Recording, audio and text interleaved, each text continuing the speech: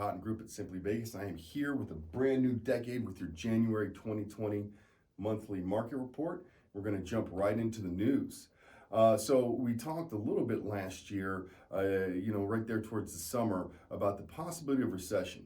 And what's happened is the market sounded the recession alarm this year, with an average forecaster now sees a 33% chance of a recession over the next year. Now, in contrast, our new recession model suggests a 20% probability. Now, despite the record age of expansion, the usual late cycle problems, inflationary overheating imbalances do not look threatening, and that's from Goldman Sachs in terms of their 2020 U.S. outlook. So things have gotten a lot better, from a 1 in 3 chance to a 1 in 5% and 1 in 5 chance of a recession. And housing remains actually a solid reason as to why people are a lot more bullish and a lot less concerned about recession.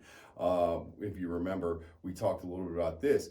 George Ratiu, the senior economist over at Realtor.com, says housing remains a solid foundation for the U.S. economy growing into 2020. Moreover, home sales are projected to grow. So they think that we're going to see more activity in 2020 versus what we saw in 2019. The National Association of the Realtors believes that we're going to see more. The Mortgage Bankers Association, Fannie Mae, and Freddie Mac all believe that we're going to see an uptick in actual number of sales throughout the year. So we expect mortgage rates to, and the reason why is because mortgage rates are low and they expect them to remain low. Freddie Mac says we expect mortgage rates to remain low over the next 2 years, okay, averaging 3.8% in 2020 and 2021.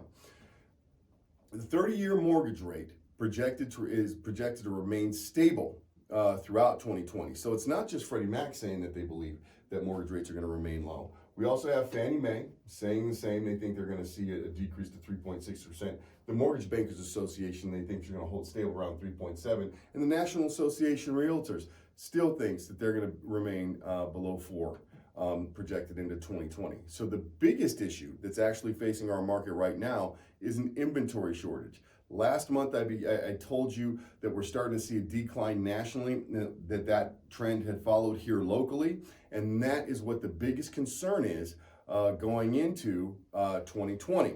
In 2020, we expect, and this is from Realtor.com, in 2020, we expect inventory to struggle, to grow, and it could reach a historic level. Now, having said that, the month supply is decreasing, and this is a nationwide number, from 4 months to 3.9 months to 3.7 months.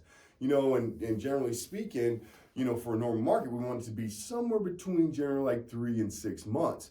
But when we start to see that number decline and get less and less, it could turn into a buyer's market, which then makes prices increase, right? When your demand outweighs your supply, right?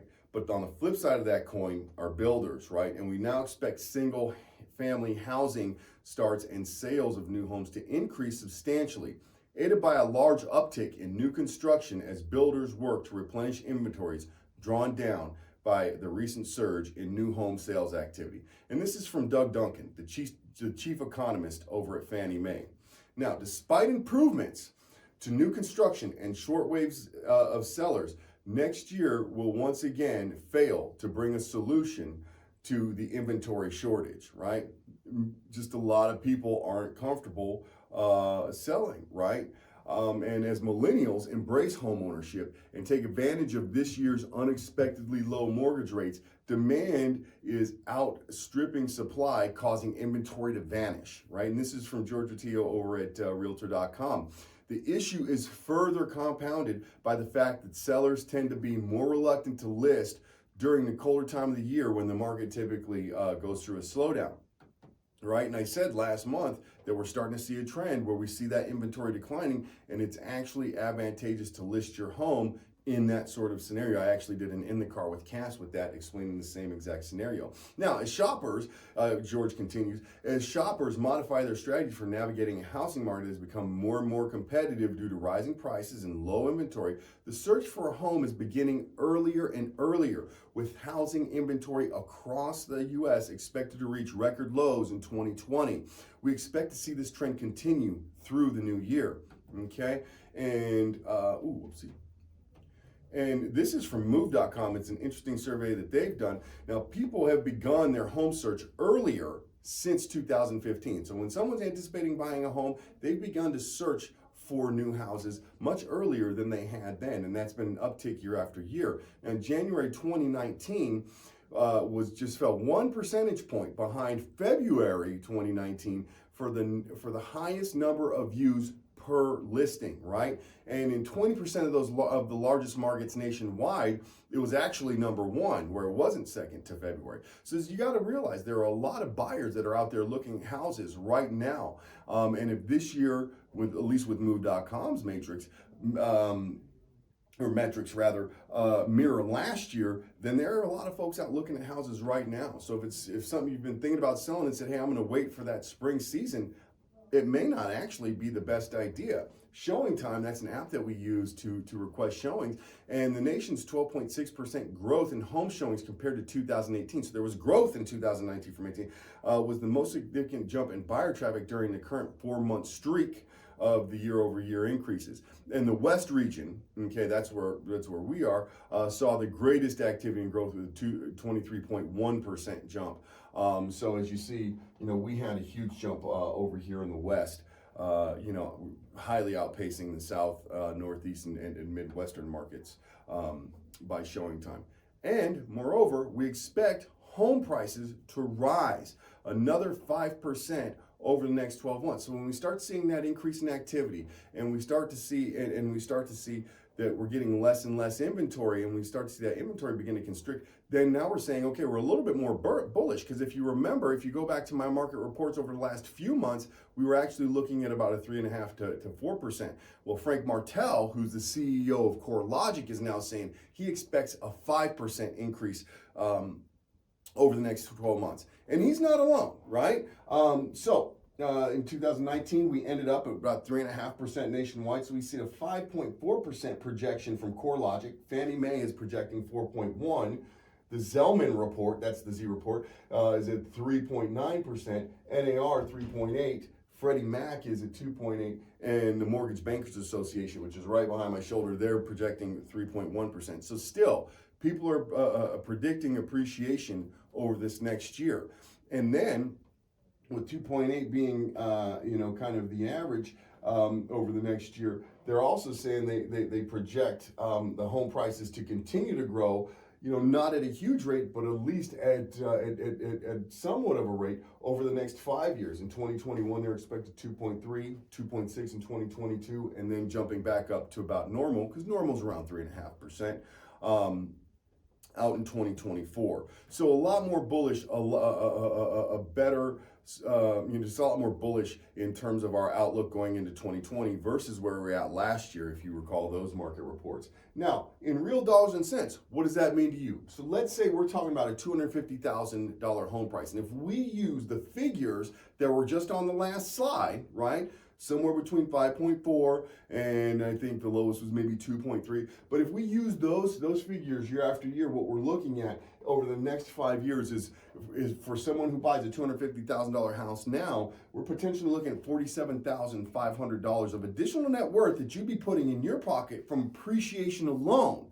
That has nothing to do with any principal payments that you'd be making. So the question that you need to ask yourself, especially if you're currently renting, do I want that $47,500 to go into my pocket, or do I want to put that in the landlord's pocket? Big question to answer. Now that we've talked about what's happening forward, let's look at what's gone on in the last 12 months. 44 states had an increase in home values, and only one had a decrease in values. Now, there are about 4 or 5 states where CoreLogic wasn't able to get the data yet. But having said that, what we've seen increases throughout most of the country for the last 12 months, and it's expected that those prices are going to continue to rise. So, what should your New Year's resolution be? Maybe it should be buy a house. And you know what the great news is? There's a really handsome guy on your camera right now on your smartphone telling you about it, and is really good at selling houses, so maybe you want to give me a shout. But nevertheless, Mark Fleming, he's our chief economist over at First American, and he says as homeowners gain equity in their homes, they're more likely to consider using that equity to purchase a larger and more attractive home. Now let's look at the actual numbers here, okay? What we've seen is these are for the age brackets 18 to 34 years old. Generally speaking, what we've seen is they're selling their properties for about $210,000 and they're buying $320,000 properties. 35 to 44 years, it's selling for $278, buying it right under $350. And then lastly, in that 45 to 55 range, they're selling for $300 and picking up properties for about $325. Over that 55-year-old range, what we're starting to see is downsizing.